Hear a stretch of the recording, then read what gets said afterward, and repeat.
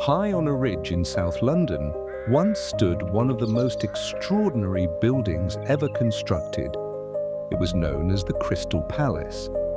Originally built for the Great Exhibition of 1851, the palace was designed by gardener and architect Joseph Paxton. Constructed from iron and nearly 1 million panes of glass, it was unlike any building the world had seen.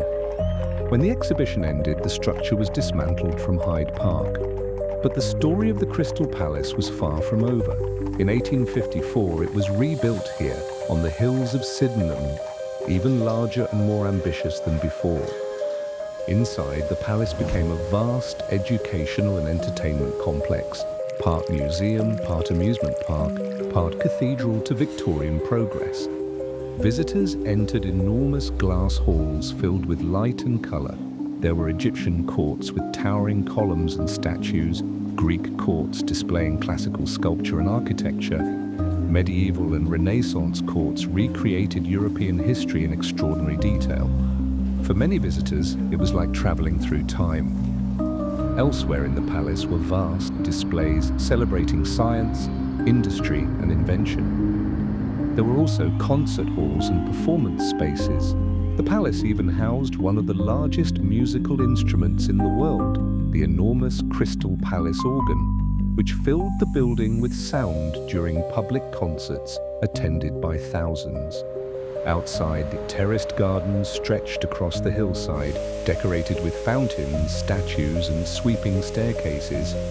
And beside the lakes stood one of the strangest attractions of all, the world's first full-scale models of prehistoric animals. These sculptures attempted to show what dinosaurs looked like long before modern science understood them. For decades, the Crystal Palace was one of Britain's great visitor attractions. It hosted exhibitions, sporting events, fireworks displays that drew enormous crowds. But the building was also vulnerable. On the evening of 30th of November 1936, fire broke out inside the palace. Within hours, the vast glass structure was engulfed in flames. From hills across London, thousands watched the sky glow red as the palace burned. By morning, the Crystal Palace was gone.